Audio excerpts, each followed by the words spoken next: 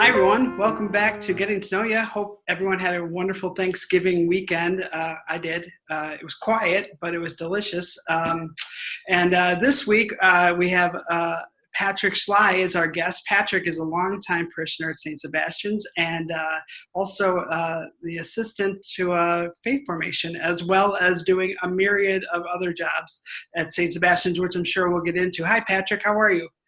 Good. How are you? I'm very good. Thanks. Thanks for doing this with me. My pleasure.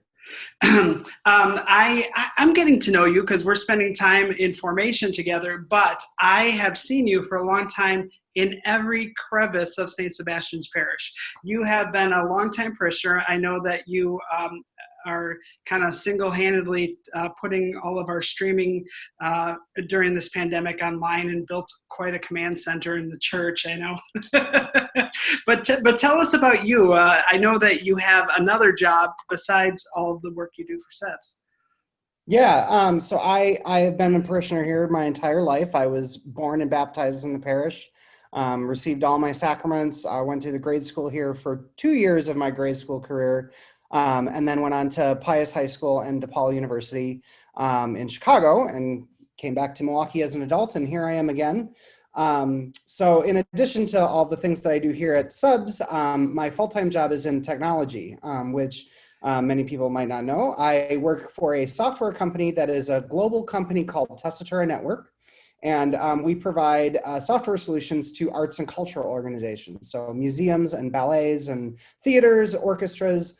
We handle all their ticketing and fundraising so they can focus on producing art and culture.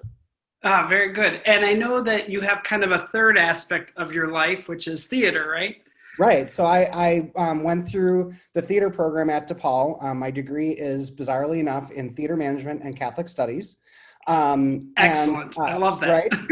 And so after spending a number of years working at professional theaters here in Milwaukee, theater is now sort of my fun thing I do on the side in addition to working in software. And so I'm the theater manager at Pius High School, managing their performing arts center. And I also do front of house at a number of other Milwaukee theaters. So I work at the Pabst Theater. I've worked at the Marcus Center and the Skylight in the past.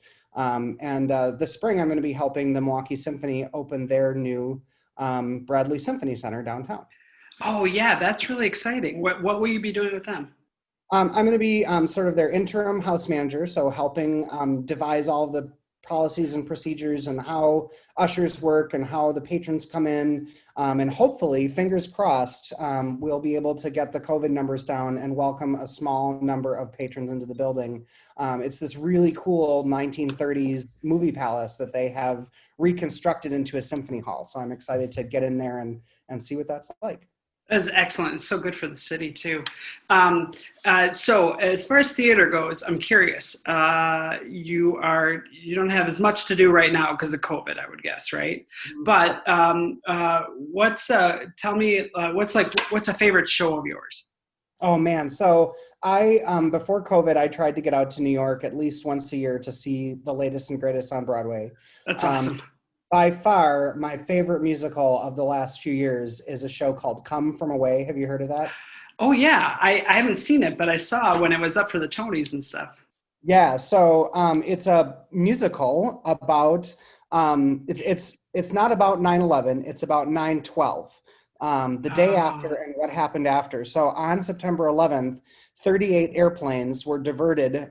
They were coming into North America over the Atlantic. They closed all the airspace, and so they were diverted to Newfoundland in Canada, where a small town and the towns around it had to house and feed and entertain 8,000 passengers for 5 days. And wow. the musical tells the story of what happened. And it's this really incredible story of like people coming together to be good to each other and to help help the global community react to this tragedy. And it's such an uplifting story. The music is very Newfoundland Celtic inspired, so it's my kind of music. And there's not a lot of bells and whistles in this show. It's basically, a couple dozen actors and a turntable and some tables and chairs. So it's very much about the storytelling and the people. It sounds like a story that resonates with our faith quite a lot too, actually. Absolutely. Which, of course, leads me to my next question. Tell me about your faith, and maybe you can give us a little recap of your engagement with the parish, because I know it's a lot, but I believe all that is rooted in your faith. So, tell me a little bit about that. Absolutely. So, like I said, I grew up here. My parents made sure that I had a grounding in faith as part of this St. Sebastian community. When I was growing up, I was involved in faith formation. I was a student in Mrs. Higgins' class, and now, we work together as part of the faith formation team. Shout out to Um, Mrs. Higgins. right? I went through faith formation classes. I attended school here for a couple years. When I was in high school, I was the guy who came in and opened up all the doors on Sunday mornings, which sounds familiar, right? Because you still are. Right.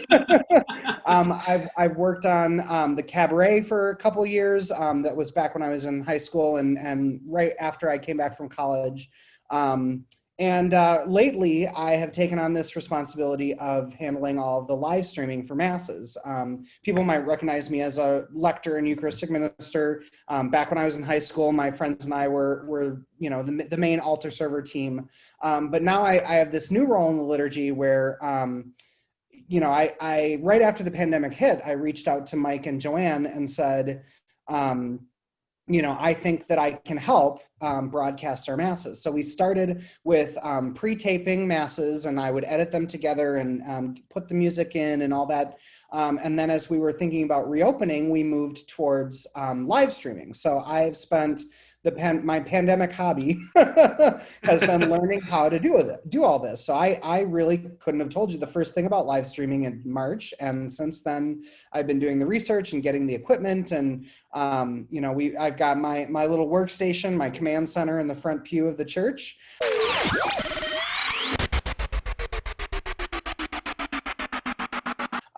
That allows us to live stream and mix the music in and take audio off the sound system. And so being part of sort of the physical representation of all the people back at home, right? Like I feel like I'm holding space for our community that is not able to be with us. Has been really meaningful to me, especially before we reopen the church, to be the one sort of representing our greater community. Well, sorry, go ahead. And it's been a godsend. I mean, what would we have done without you? I mean, seriously, like the fact that you have those skills, those are unique skills that not a lot of church workers have.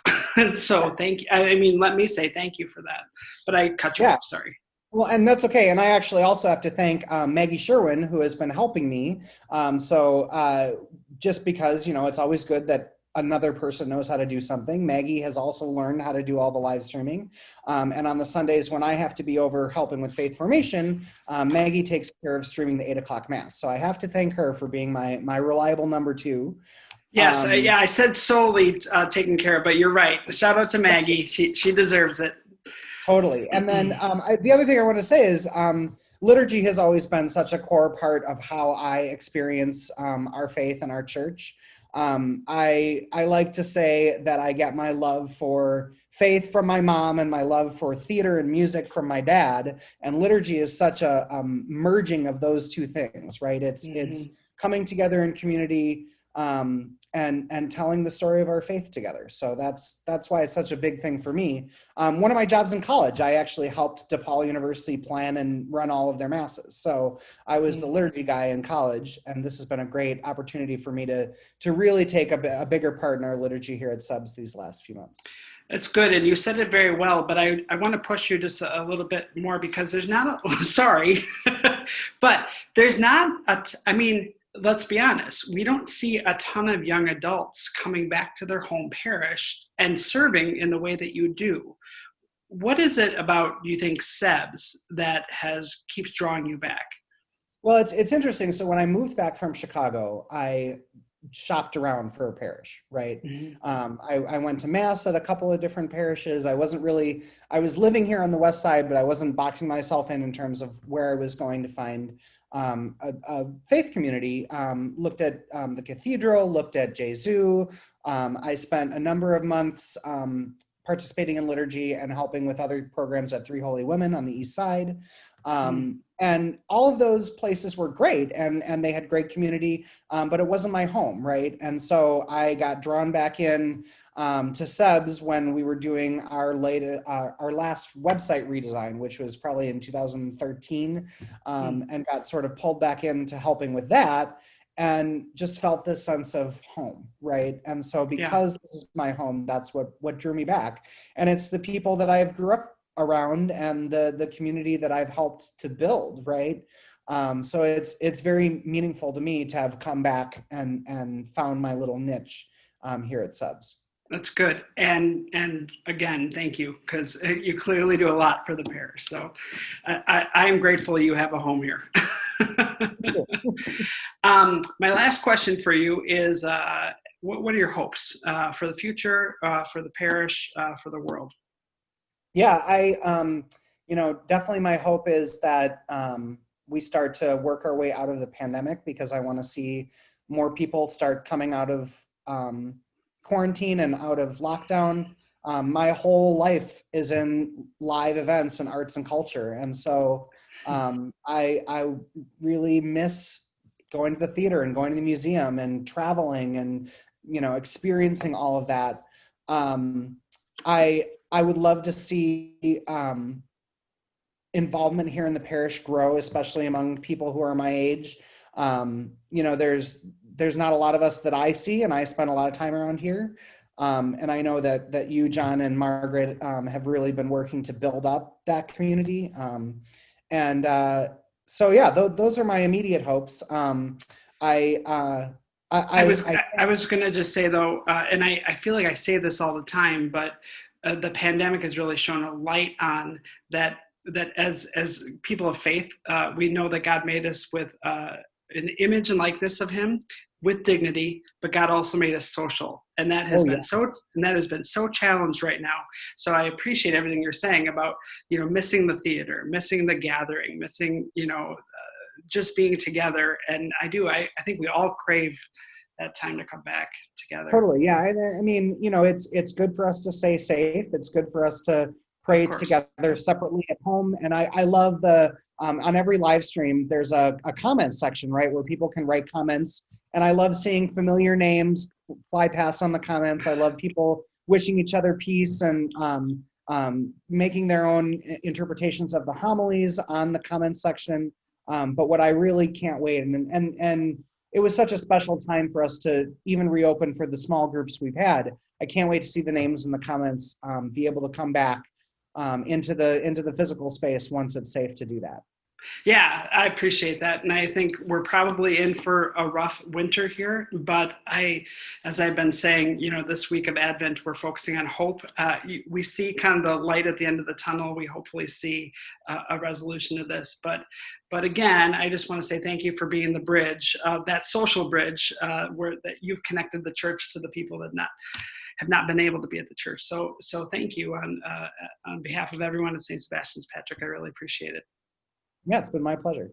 And thanks for the time, and continued blessings on your journey. Thanks, you too. Okay, thanks.